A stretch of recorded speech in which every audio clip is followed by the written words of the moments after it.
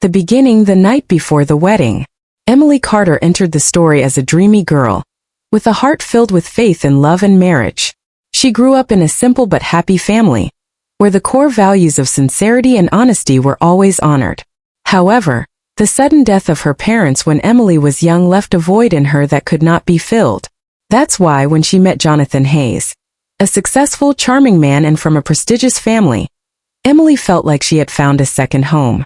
Jonathan, with his handsome appearance and confident demeanor, is the ideal role model that any girl dreams of. Not only does he own a massive business empire, but he also gives Emily a sense of security and love. Victoria, Jonathan's mother, quickly became Emily's spiritual mother, filling the void that she always lacked. And Natalie, Jonathan's sister, becomes the best friend Emily never had. Emily's life seems perfect. A deep relationship, a new family who loves her dearly, and a promising future ahead. But sometimes appearances can hide the darkest things. The night before the wedding, Emily decided to bring Jonathan the traditional Hayes family cufflink box, a special gift that Victoria had asked her to hand-deliver to her son. She never thought that this small action would completely change her life. When entering the Grand Hotel, where Jonathan's bachelor party was held, Emily realized that everything around her was too familiar. This hotel has been the venue for many charity events that she and Jonathan participated in together. The receptionist smiled and welcomed her like a distinguished guest, leading her to the private party room without any further questions. Emily walked through the shiny wooden door, her heart filled with excitement as she thought of the moment Jonathan recognized this special gift. But then, all those positive emotions disappeared in the blink of an eye when she heard Jonathan's familiar voice from inside the room. His crisp laughter mixed with a sarcastic and calculating tone. "She's just a temporary option," Jonathan said, his voice a little slurred from the alcohol, "until someone better comes along." Emily stood stock still, her hand clasped tightly around the velvet box containing the cufflinks.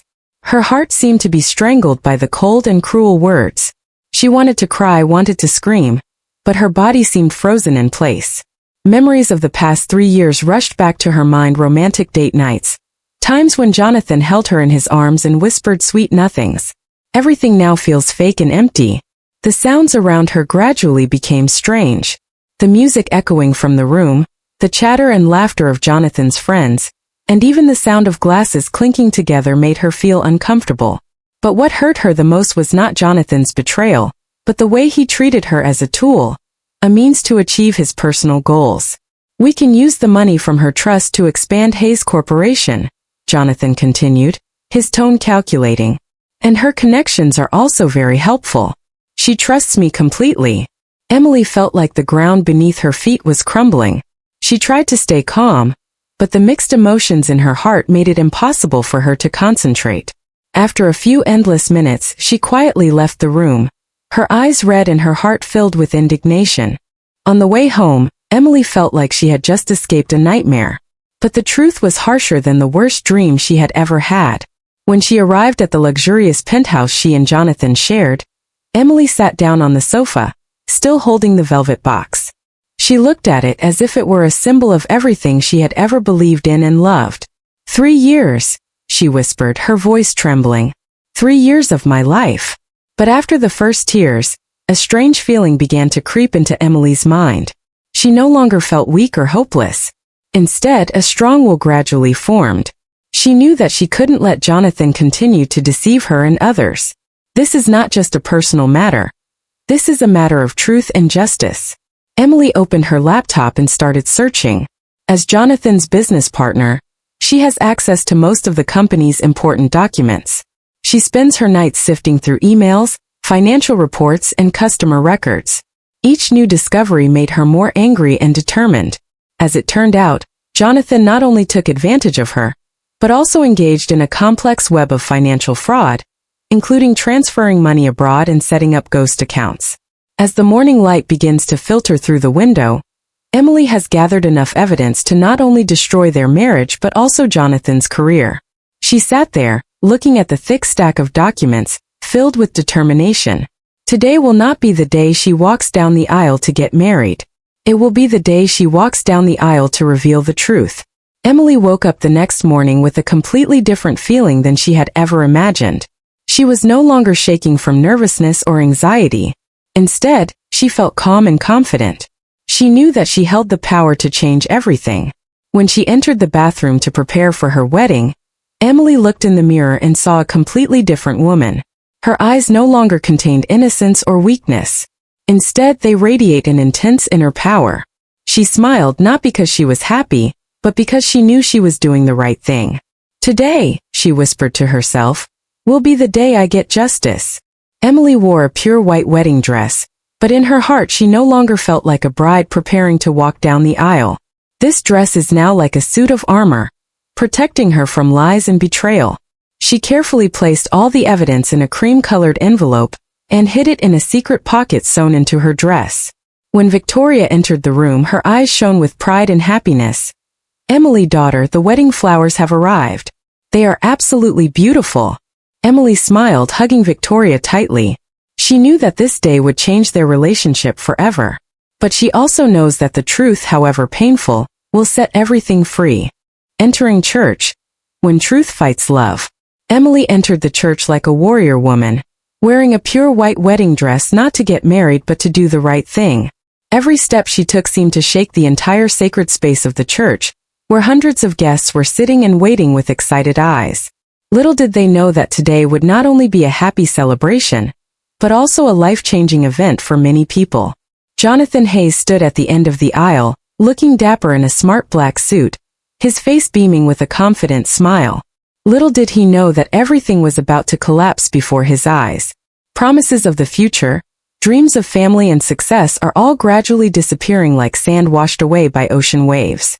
As Emily approached Jonathan, she clearly felt the weight of the envelope containing evidence of his hidden guilt.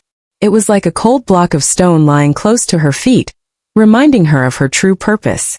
Every step she takes on the long red carpet leading to the ceremony carries its own story, beautiful memories that seemed perfect but now become shattered when viewed through the light of truth. "She's so beautiful," Jonathan whispered as Emily approached, his voice still filled with pride and love. But Emily heard nothing but hypocrisy in that tone. She has learned to see through Jonathan's perfect facade. A man who once made her trust her completely, but is now just a traitor. Emily stopped 3 steps away from Jonathan, close enough for him to touch her but far enough for her to hold her ground. She looked straight into his eyes, her gaze no longer contained innocence or weakness. Instead, they radiated a fierce determination, as if she was telling him that the game was over. The voice of truth. When the mask falls off. After the wedding music stopped, Emily turned to the entire hall and began reading aloud the emails that Jonathan had sent to Samantha Brooks, his lover and a member of the company's board of directors. The sound of matte paper echoed in the quiet space. Each word coming out of Emily's mouth was like an arrow piercing Jonathan's heart. "Dear Samantha," Emily began, her tone calm but sharp. "As soon as the wedding secures the merger and Emily's trust fund is accessed, we can continue with the original plan. She has no doubts." Murmurs began to spread throughout the hall. Everyone looked at each other with surprise and disbelief. Some guests even took out their phones to record or take photos. Jonathan, who was previously confident with a bright smile, now turned pale. His eyes nervously darted back and forth between Emily and the crowd, trying to find a way out, but there was nothing to get him out of this situation. Emily continued, her voice growing stronger. "She's only temporary. When someone better comes along, I'll leave her." The crowd was completely silent. Only the sound of Jonathan's breathing and the click of the camera remained. Emily didn't stop there. She pulled out more documents, detailing overseas bank accounts, misdirected funds, and the elaborate financial fraud schemes in which Jonathan was involved. "You thought I would never know?" Emily asked, her voice low but still loud enough for everyone to hear. "You think I will always trust you? Today I want everyone to know the real Jonathan Hayes." The fall when the empire shattered. The next few minutes went like a storm. 2 SEC U.S. Securities and Exchange Commission officers entered the church, holding an arrest warrant for Jonathan. He tries to run away, but Emily is prepared for this moment. She threw the documents into the air, letting them fall like toxic snowflakes, each sheet containing a portion of Jonathan's sins. Samantha Brooks, Jonathan's lover, tried to sneak out of the church through a side door, but a team of reporters was waiting outside. She was arrested immediately, her face showing panic. Victoria, Jonathan's mother, slumped in her chair, her hands covering her face in excruciating pain. Natalie, Jonathan's younger sister, burst into tears, unable to believe that the brother she had always loved was a fraud. Jonathan was escorted out of the church, handcuffed and his face blank. He turned to look at Emily one last time, his eyes filled with resentment and despair. "You ruined everything," he growled. Emily looked straight into his eyes, her voice cold but not lacking in pride. "No, you destroyed yourself. I just helped you see the truth." Liberation when the soul is free. After Jonathan was taken away, Emily walked out of the church under the flash of hundreds of cameras. Reporters shouted questions, but she did not answer anyone. Instead, she held her head high, her eyes shining with pride. She did what needed to be done. Not only for herself but for everyone who had been deceived by Jonathan. In the following weeks, Emily's story became a hot topic in the media. The press called her the Vengeance Bride. But Emily didn't care about that title. For her, this was not an act of personal revenge but a lesson in truth and honesty. Jonathan's company collapsed completely, hundreds of employees lost their jobs, but Emily soon took action to minimize the damage. She founded a consulting organization specializing in corporate fraud prevention, helping companies build a culture of transparency and accountability. At the same time, she also supports victims of financial fraud, helping them regain faith in the legal system and society. New love. When life opens a new chapter. During her work, Emily met Daniel Foster, a business ethics professor at Stanford University. Initially, the two collaborated to develop a curriculum on business ethics, but gradually they became closer. Daniel is not like Jonathan. He is a sincere person, respects values and always supports the truth. Together, Emily and Daniel build a relationship based on trust and sharing. He understands her past, but instead of judging, he accepts it as part of who she is. One evening while the two were walking in Central Park, Daniel got down on one knee and proposed to Emily. This time, Emily no longer felt scared or worried. She knew that she had found a man who truly loved and appreciated her. "You taught me so many things," Daniel said, his eyes filled with love. About courage, about honesty, and about how to love someone without having to control them. Emily smiled, her tears sparkling in the streetlights. "We've been through a lot together," she said. "And now together we will build a new future." The first days after the storm, the day after the event at church, Emily woke up in her new apartment to the morning sunlight filtering through the windows. She lay there, looking up at the ceiling, clearly feeling the relief in her soul. Memories of the night before were still vivid. The clicking of cameras, the blinding flashes, the surprised whispers of guests. But now it has all become the past. Emily sat up, pulling the thin blanket around her. The first feeling she recognized was a strange freedom. No more worrying about pleasing Jonathan. No more fear of betrayal or deception. Instead, she felt like she had escaped an invisible cage that she had no idea she was in. She walked to the kitchen table, where a morning newspaper was delivered. The front page had a bold headline, "The Revenge of the Bride," exposing corporate fraud on the wedding day. Below is an image of her, standing straight in a pure white wedding dress, her eyes bright with determination as she holds in her hands the evidence of Jonathan's guilt. Emily smiled slightly. This was not the story she had dreamed of, but it was the story she needed to tell. The first phone call of the day came from Victoria, Jonathan's mother. Her voice was shaky but determined. "Emily, can you come see me? I need to talk." Emily agreed immediately. She knew this was going to be a difficult conversation, but it was also her chance to explain everything. When she entered the Hayes family's luxurious villa, Victoria was sitting on her favorite sofa, holding a cup of tea with trembling hands. She looked at Emily with eyes filled with pain, but also with something like respect. "Emily," Victoria began, her voice choking, "you saved this family.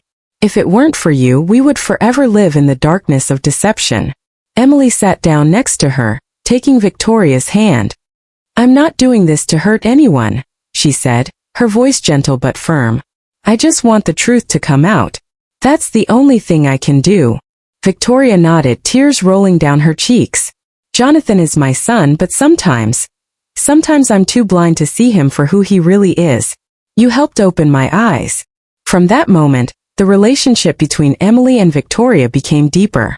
They are no longer future mother-in-law and daughter-in-law, but two women sharing pain and hope for a better future.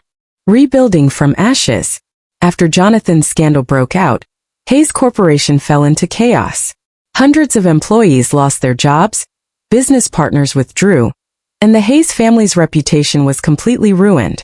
However, Emily doesn't let that happen without preparation. Before revealing the truth, she secretly contacted several senior employees and sent them detailed information about the company's financial situation. Thanks to that, many people have promptly converted their investments or sought new opportunities. Victoria, as head of the Hayes family, decided to establish a new fund to support the victims of the scandal. This foundation not only helps former Hayes Corporation employees find their jobs again, but also sponsors educational programs on business ethics. Emily serves as a key advisor on this project, using her experience and knowledge to build a system of transparency and accountability. Jonathan's sister, Natalie, also began her own journey of reconstruction. Initially, she feels betrayed by both her brother and Emily, but gradually, she realizes that the truth, however painful, is necessary for healing. Natalie decided to take over a small portion of the family fortune and turn it into a non-profit organization dedicated to supporting sustainable small businesses. You can't change the past, Natalie tells Emily at a family gathering, but you can learn from it and build a better future. The power of media. Jonathan's scandal did not stop locally, but also spread nationwide. Television channels, newspapers, and social networks all reported on Emily's story, turning her into a symbol of courage and honesty. Many people call her the vengeful bride, but Emily doesn't like that name. For her, this was not an act of personal revenge but a lesson about the power of truth. Emily began receiving a series of invitations for interviews, presentations, and even writing a book. At first, she felt shy, but then she realized that this was her opportunity to share her story with the world. She agreed to appear on several popular television shows, where she not only talked about her personal experiences, but also emphasized the importance of business ethics. In an interview, when asked if she regretted her decision, Emily replied with a gentle smile, "I don't regret it. I just regret that I didn't realize the truth sooner." But sometimes, life teaches us lessons in ways we don't expect. Emily's words created a strong wave of inspiration. Many people, especially women, began to look at her as a role model. They sent her letters, sharing their own stories of facing betrayal and deception. Emily always responded to each letter, encouraging them to seek the truth and stand up for justice. New love. Daniel Foster. In the following months, Emily met Daniel Foster, a business ethics professor at Stanford University. They first met at a conference on corporate fraud prevention, where Daniel admired the way Emily handled her situation. Initially, they collaborated to develop a curriculum on business ethics, but gradually their relationship became closer. Daniel is completely different from Jonathan. He is a sincere person, respects values, and always supports the truth. Emily was still shy at first, but Daniel was patient and understood the trauma she had gone through. He was in no rush to push her into any relationship, but instead took his time to build trust. One evening while they were walking in Central Park, Daniel stopped under the canopy of an old tree. "Emily," he said, his voice deep, "I fell in love with you, not because you're famous or because of your story, but because you are who you are, a brave, honest woman who never stops fighting for the truth." Emily looked at him, her eyes sparkling in the streetlight. She knew that she had found a man who truly loved and appreciated her. "I love you too," she replied, her voice trembling but full of sincerity. 6 years later, Emily and Daniel married in a simple but meaningful ceremony at the botanical garden where they often went on dates. Victoria and Natalie stood next to them, witnessing their happy moment. Emily wore a pure white wedding dress, but this time it was no longer an armor protecting her. Instead, it is a symbol of love and freedom. At the party after the wedding, Natalie raised her glass and said, "To my sister, not by blood but by choice, you taught us that true love is not about finding the right person, but about being the right person." Emily smiled, looking around the room. She knows that she has overcome all the difficulties to achieve this. A sincere love, a meaningful life goal, and a real family. The transformation from pain to mission, Emily, a pioneer in the fight against corporate fraud. Emily Carter, a girl who once believed absolutely in love and marriage, experienced a fateful night that no one could have expected. On the night before her wedding, she accidentally overhears Jonathan Hayes, the man she plans to spend the rest of her life with, talking about her as a temporary option. His cold and calculating words not only broke her heart, but also made her realize that she had been living in a fake world for the past 3 years. But instead of succumbing to the pain, Emily decided to turn it into strength. She not only stopped at canceling the wedding, but also used this opportunity to expose the truth about the financial fraud of Jonathan and the company Hayes Corporation. Emily's actions were not a personal revenge, but a strategic move to protect innocent people from the consequences of wrongdoing. This was the beginning of her journey of transforming pain into life purpose. Journey to search for truth. Immediately after discovering the truth, Emily began looking for evidence against Jonathan. As his business partner, she had access to most of the company's important documents. She spends hours, even days, sifting through emails, financial reports, and customer records. Each new discovery made her more angry and determined. As it turned out, Jonathan not only took advantage of her, but also engaged in a complex web of financial fraud, including transferring money abroad and setting up ghost accounts. As the morning light begins to filter through the window, Emily has gathered enough evidence to not only destroy their marriage but also Jonathan's career. She sat there, looking at the thick stack of documents, filled with determination. Today will not be the day she walks down the aisle to get married. It will be the day she walks down the aisle to reveal the truth. Emily didn't stop at just collecting evidence. She also liaised with authorities, including the U.S. Securities and Exchange Commission (SEC), and prepared a comprehensive plan to ensure that the truth would be revealed to the public. She knew that this action affected not only Jonathan but the entire business, but she also knew that this was necessary to prevent others from continuing to deceive. An open war. The next day, Emily entered the church like a warrior woman, wearing a pure white wedding dress, not to get married but to do the right thing. When she stood in front of the entire hall and began to read aloud the emails that Jonathan had sent to Samantha Brooks, his lover and a member of the company's board of directors, the sound of matte paper echoed in the quiet space. Each word coming out of Emily's mouth was like an arrow piercing Jonathan's heart. "Dear Samantha," Emily began, her tone calm but sharp. "As soon as the wedding secures the merger and Emily's trust fund is accessed, we can continue with the original plan. She has no doubts." Murmurs began to spread throughout the hall. Everyone looked at each other with surprise and disbelief. Some guests even took out their phones to record or take photos. But what hurt her the most was not Jonathan's betrayal, but the way he treated her as a tool, a means to achieve his personal goals. After revealing all the evidence, Emily walked out of the church under the flashes of hundreds of cameras. Reporters shouted questions, but she did not answer anyone. Instead, she held her head high, her eyes shining with pride. Today will not be the day she walks down the aisle to get married. It will be the day she walks down the aisle to reveal the truth. Building a legacy. In the following weeks, Emily's story became a hot topic in the media. The press called her the Vengeance Bride. But Emily didn't care about that title. For her, this was not an act of personal revenge but a lesson in truth and honesty. Jonathan's company collapsed completely, hundreds of employees lost their jobs, but Emily soon took action to minimize the damage. She founded a consulting organization specializing in corporate fraud prevention, helping companies build a culture of transparency and accountability. At the same time, she also supports victims of financial fraud, helping them regain faith in the legal system and society. During her work, Emily met Daniel Foster, a business ethics professor at Stanford University. Initially, the two collaborated to develop a curriculum on business ethics, but gradually they became closer. Daniel is not like Jonathan. He is a sincere person, respects values and always supports the truth. Together, Emily and Daniel build a relationship based on trust and sharing. He understands her past, but instead of judging, he accepts it as part of who she is. One evening while the two were walking in Central Park, Daniel got down on one knee and proposed to Emily. This time, Emily no longer felt scared or worried. She knew that she had found a man who truly loved and appreciated her. From traumatized woman to moral leader. Emily didn't stop at building a consulting organization. She also expands her mission by teaching at universities, sharing her story with students and encouraging them to become responsible leaders of the future.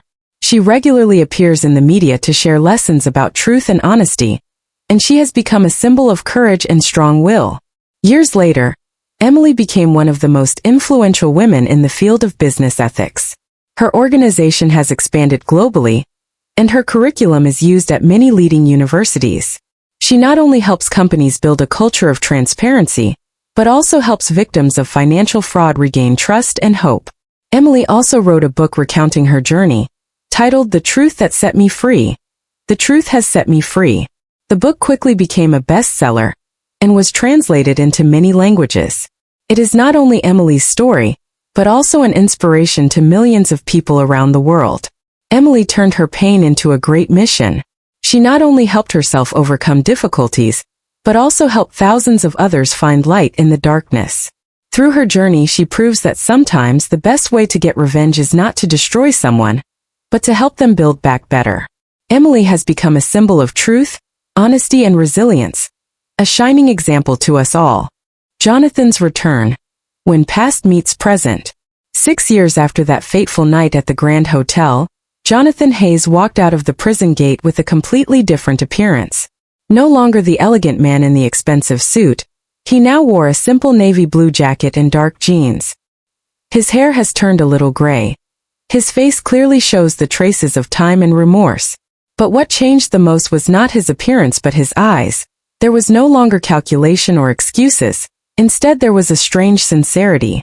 Jonathan has spent the past 6 years working in prison-based counseling programs, helping economic offenders understand the impact of misconduct on their families and communities. He also teaches business ethics, using his own story as a real-life lesson. Jonathan's letters to Victoria and Natalie gradually become more profound, containing thoughts about personal responsibility and the value of honesty. He not only wants to atone for his mistakes, but also wants to prevent others from making the same mistake. But for Jonathan, being released is more than just a chance to start life over. It's also a chance to face the people he's deeply hurt, especially Emily, the woman who exposed the truth and saved him from his path of self-destruction. Family reunion facing the past. That evening at Victoria's mansion, the atmosphere was heavy with emotion. Emily and Daniel stood side by side, hands clasped, as Jonathan entered the living room. He stopped at the door, bowing his head slightly as if trying to control his emotions. Victoria sat on the sofa, her hands shaking, and Natalie stood next to her, her eyes filled with worry. "Thank you everyone for coming," Jonathan said, his voice low but clear. "I know that this evening is not easy for anyone." Emily looked at him, clearly feeling the tension in the air. She no longer felt the resentment or anger like before. Instead, she felt a strange calm, as if she had overcome all negative emotions and was left with only curiosity. "Jonathan," Emily said, her voice gentle but not lacking in certainty, "what do you want to say?" Jonathan took another step toward her, but still kept his distance.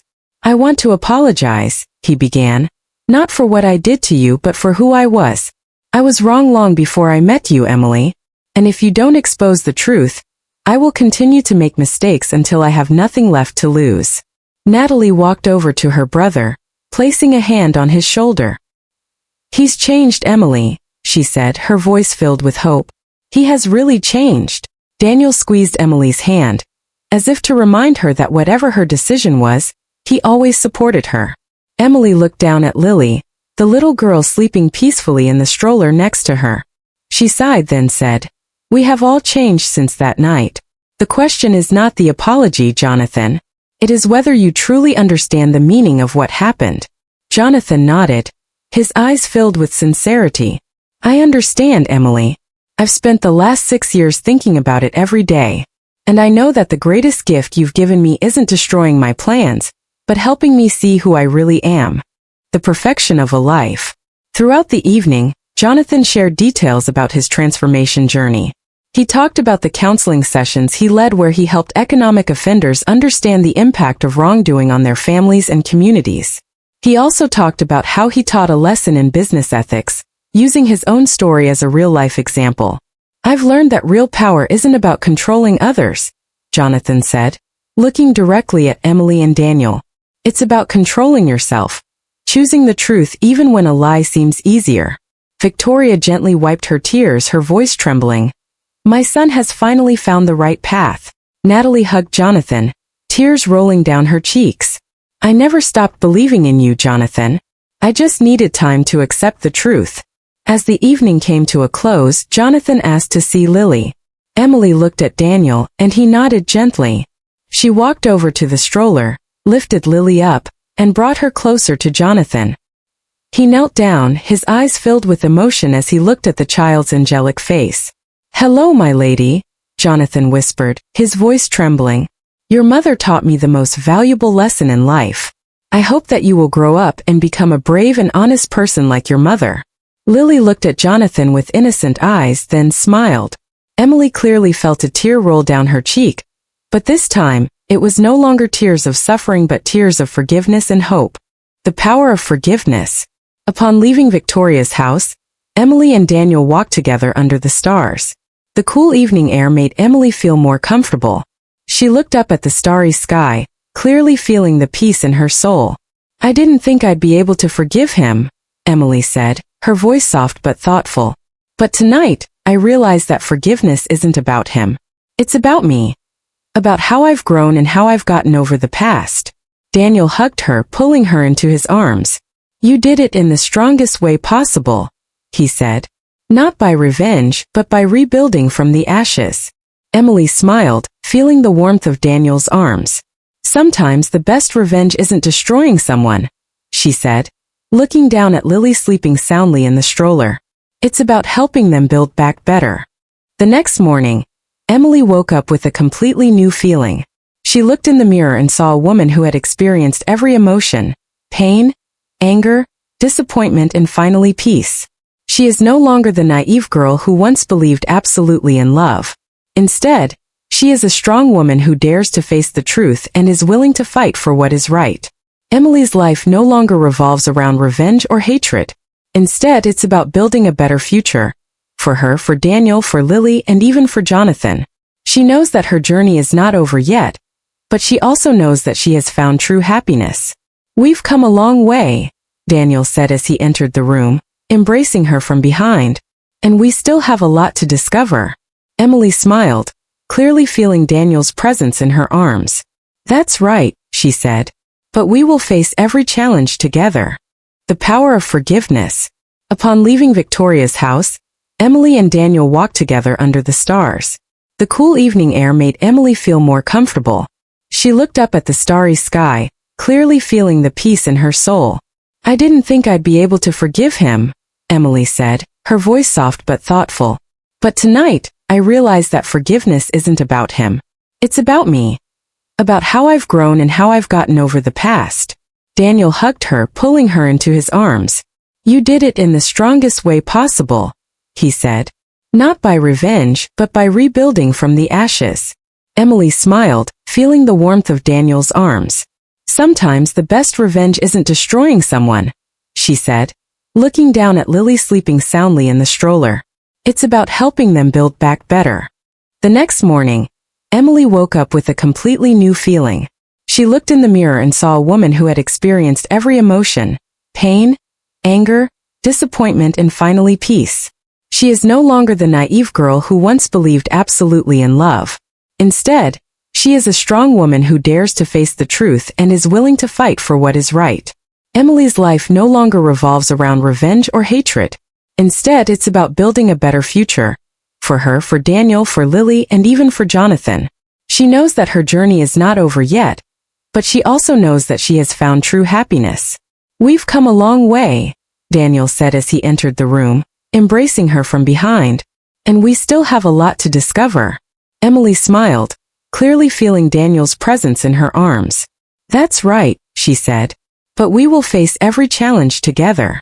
Change and hope, when the past is healed. The recovery of the Hayes family. After the Jonathan scandal, the Hayes family was no longer the symbol of power and fame they were once known for. Instead, they become a family torn apart by truth and pain. Victoria, a mother who has always been proud of her son, now has to face the reality that she herself did not notice the change in her son long ago. Natalie, Jonathan's sister, also felt as though she lived in a fake world where everything was built on lies. However, what is most surprising is how this family gradually regains its cohesion through the process of facing the truth. Victoria, who initially felt deeply betrayed, decided to stand up to protect the moral values that the Hayes family once had. She began hosting business ethics discussions at home, inviting experts and former employees of Hayes Corporation to share their stories. These discussions not only helped her heal but also inspired many others. Natalie, who once considered Jonathan a role model, now better understands her brother's mistakes. She begins working with Emily and Victoria to rebuild what's left of the Hayes empire. Instead of focusing on profits, she decided to turn the company into a non-profit organization dedicated to supporting small businesses in sustainable development. This is not only a way for her to redeem herself, but also an opportunity for her to build a new legacy for her family. Jonathan, the path to rebirth. Meanwhile, Jonathan, after 6 years in prison, has become a completely different person. He is no longer a calculating fraudster but is now a sincere man, ready to face the consequences of his actions. During his time in prison, Jonathan spent much of his time working with counseling programs, helping economic offenders understand the impact of misconduct on their families and communities. He also teaches business ethics, using his own story as a real-life lesson. Jonathan's letters to Victoria and Natalie gradually become more profound, containing thoughts about personal responsibility and the value of honesty.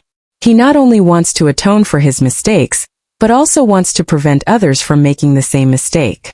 Jonathan understands that he cannot change the past, but he can help others avoid the wrong paths he once walked. Upon release, Jonathan decided to continue his journey by participating in community projects to assist former economic offenders reintegrate into society. He also partners with the nonprofit Natalie runs, helping small businesses build a culture of transparency and accountability. Lily, new generation. Lily, Emily and Daniel's young daughter, is a symbol of hope and rebirth. She carries within her all the values that Emily and Daniel built together: honesty, courage, and unconditional love. To Emily, Lily is not just a child but also a reminder that life always has a way to heal all wounds. During a family gathering, Jonathan looked at Lily with emotional eyes. "You are the future," he whispered, his voice filled with sincerity. "And you will grow up in a better world because of what we all did." 6 years after that fateful night at the Grand Hotel, everyone has changed. Victoria, Natalie, Jonathan, Emily, and Daniel each has found their own way to heal and rebuild their lives. They are no longer the victims of the past, but the victors of the present and the future.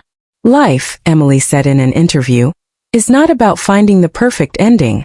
It is about finding the lessons and growing from them." As Emily and Daniel walked together under the stars, holding each other's hands, they knew they had found true happiness. Not the happiness of distant dreams, but the happiness of truth, honesty, and love. Through Emily's story, we learn that truth and honesty are always the most important foundation in every relationship, whether love or business.